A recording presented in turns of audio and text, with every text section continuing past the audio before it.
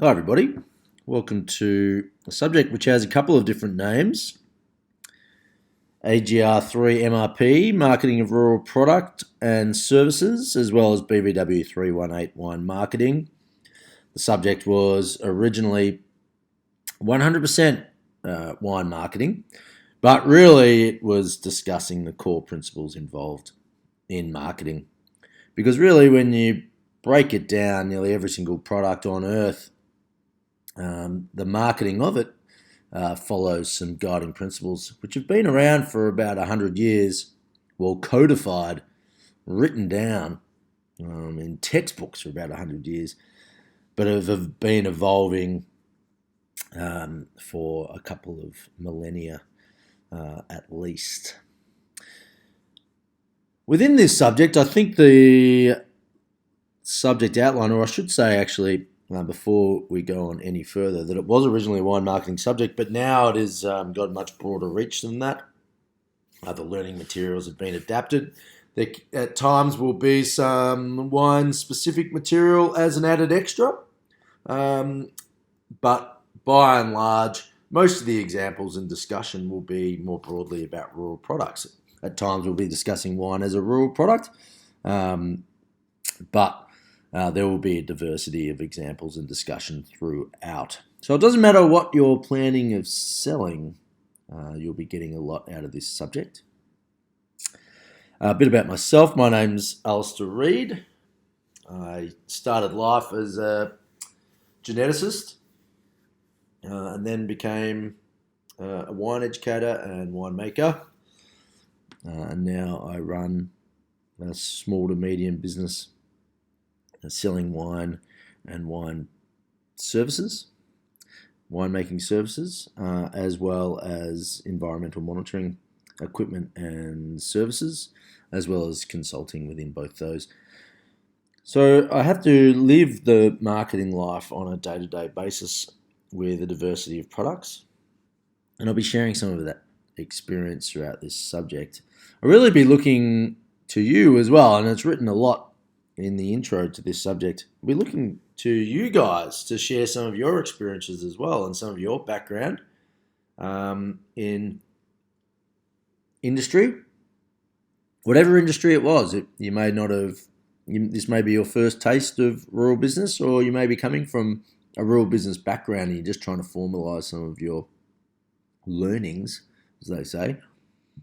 So please share any experiences you've had in general, but particularly of a marketing nature. And I'll be putting during the online tutorials, and there'll be forums. It'll be fantastic to have you share some of these experiences.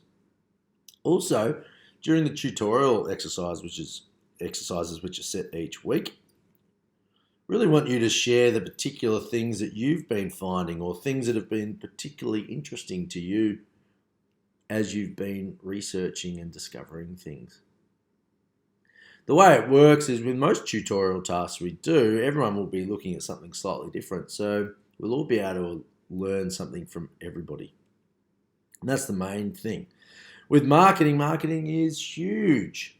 And there's some fantastic universal theory, but there's also a treasure trove of case studies which have been undertaken and small little bits of niche information that have been discovered, which are published in marketing journals and industry journals and even in the newspaper and magazines, which are available to you to find. And if you find any particularly interesting tidbits, please share them with us. As part of the tutorial exercises, I will be getting you to explore some of these databases and resources as well, so you don't have to find them from scratch.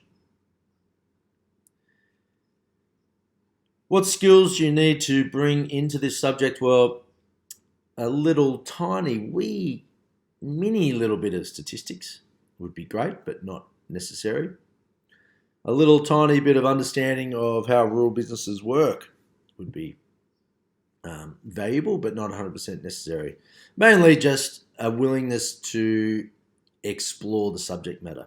At the end of the day, this is a level 3 subject, which doesn't mean you have to be well and truly finalising your degree by the time you do this subject, but it does mean that certainly with the assessments and what's required of you behind the scenes is a little bit more than some of the level 1 and level 2 subjects. So certainly if you send me drafts of your assessments, I will be giving you feedback based on a level 3 submission. I'll also be getting you to research at a level 3 level, which means, well, maybe I'll go through that when I talk about the minimum assessment guidelines, but really the big one is you have to do some independent research. At no point do I allow unjustified statements in any of the assessments that you submit. I'm going to quickly go to the subject outline, which is available here on the front page of Moodle, and this one here is the AGR3MRP, but it'll be pretty much exactly the same as the BVW318, which will be available to you as well. So here it is, the front page. I'm just going to scroll through all this jibber jabber. Here we go. Subject intended learning outcomes, silos. Nice little snappy abbreviation there. The first one there is the key one. Develop a marketing program from first principles. And this is the key for this subject and any subject certainly that I run. It's all about breaking a topic down to its core and central principles so that then you can apply it to anything. It's no point learning just how to market wine or just how to market chainsaws or just how to market farm chemicals, because the way you do it completely overlaps.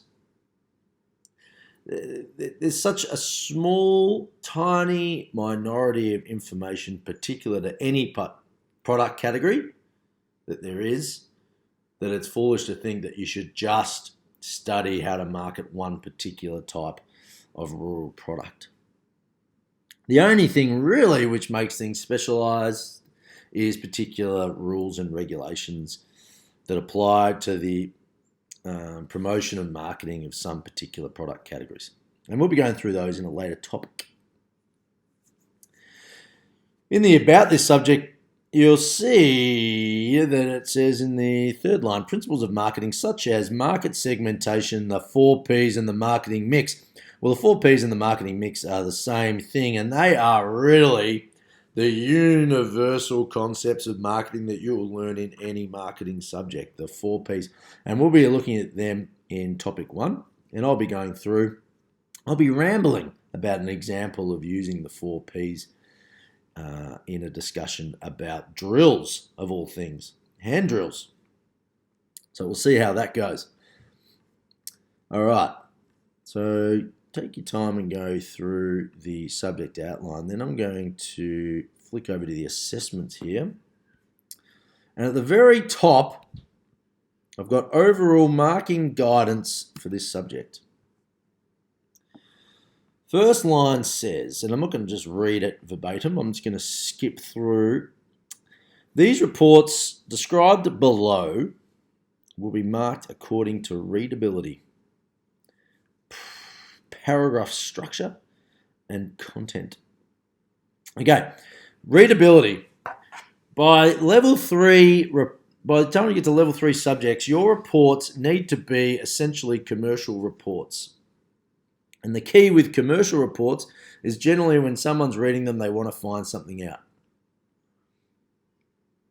So every report that you write, you have to imagine someone in a commercial setting is reading that, and particularly someone who's paid you to write it. So first of all, you can't assume any knowledge whatsoever. Secondly, it has to flow. It has to look professional. It has to look like something someone would pay for. Paragraph structure. This is huge. I need you to have every paragraph follow a set structure. Once you follow this set structure, they're actually easier to write. Now, I rant about this in the report 1 write-up or description. The main one is every paragraph needs an objective.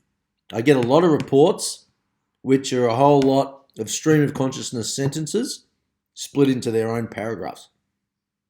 Sort of like a Jack Kerouac approach to wine marketing or wine chemistry or whatever it may be. That will not fly in this subject. Every paragraph needs its own objective. And once you've reached that objective, then you move on to the next paragraph. The objective of the paragraph is written in the first sentence and reinforced in the second one. So if I'm writing a paragraph about how blue labels appeal to rural consumers, my opening paragraph might be blue labels appeal to a rural customer. Yeah. I've put the objective of that paragraph in that first sentence.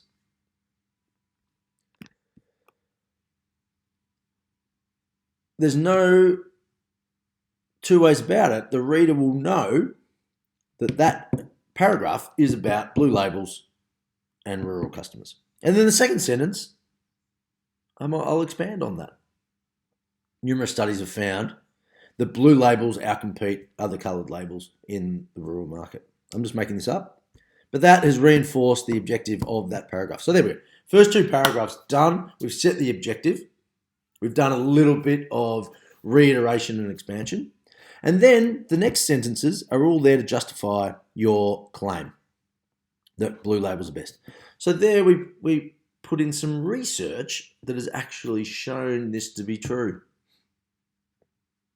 A sentence like 65% of Canadian farmers preferred blue labels over red. Insert reference. Blah, blah, blah. In a whole lot of statements which are justified with a reference. And then we finish with a concluding sentence that preferably links to the next paragraph as well. Again, off the top of my head, so it can be shown that blue labels are some of the most successful colours for labelling in rural environments and is the most important label trait next to font or something. And then the next paragraph could be about font. But anyway, I talk about paragraph structure a little bit more in part one, but it's very important you follow that. And then the best thing about following this, every paragraph needs an objective, is you can plan out your whole report by just listing single sentences which are the basis for each of your paragraphs. I call this storyboarding a report. And so all of a sudden you have every paragraph sorted out and you just need to fill in the gaps. Easy peasy. I wrote a whole 48,000 word thesis in that exact way. And I tell you, it made it a lot easier. And then finally, content. So readability, very important. I need to be entertained as well as your potential audience. Well, I am your audience, but think about your potential audience. Paragraph structure, crucial, and then content. Actually writing about good things which are justified with references. Overall, shorter, snappier assessments are better than longer ones. Make your point and then stop. Referencing is critical. I've put some guidelines there. References at the end, please follow the La Trobe referencing guidelines. But the in-text citations follow my rules there. Do not use a single reference for an entire paragraph. You need a minimum of 2. I often get asked what the minimum number of references is, and there you go. I want at least 2 in a paragraph. There is nothing worse than reading something with one single reference punctuating through an entire paragraph or 2 paragraphs. This is a big one, every single table and figure must be cited in the text. So if you have a figure just sitting there without it being pointed to by something in the text, I'm not even going to read it. So I put an example of how that's there. All right, let's go down. First report. This one's due in about 4 weeks' time, the 1st of April. I'll accept them probably the 1st of April through to the 8th of April. In this one here, it's quite a long one, 2,250 words, analysing at least 3 promotional pieces of material for a particular brand. Now, we'll be going through this in the first tutorial, so I won't go through heaps of it now. But this is 45% of your mark and is the easiest 45% you'll ever get. I've put an example on the learning portal. I've put another quick example there. I've put a massive description of each thing you've got to cover. For each of the 3 pieces of advertising material, you have to talk to these 5 points. An analytical synopsis of the advertising material. What is that? Read my description. 2, a review of the target audience for the advertising material. What is that? Read my description. The consumer cues that are being triggered, what the company is actually selling, and how is this playing into the SWOT of the enterprise. Now, I'll be talking about what I mean by this SWOT for a piece of advertising in topic 2, but this is crucial. A SWOT, the strength, weakness, opportunity, threats. It's a business analytical tool. How can the whole aim of this report is to use this analytical tool to actually structure an advertisement. So we look at a product that we want to sell. How can we structure an advertisement that accentuates and sells and tells the consumer about the strengths of that product? Right? So we obviously want to highlight the strengths of a product. All products have weaknesses. Okay, so we think about our product and go, oh yeah, it doesn't quite have the same battery life as the other one. How do we cover up or riff off that weakness and highlight the strengths and sort of minimize the value of that weakness in the eyes of the consumer?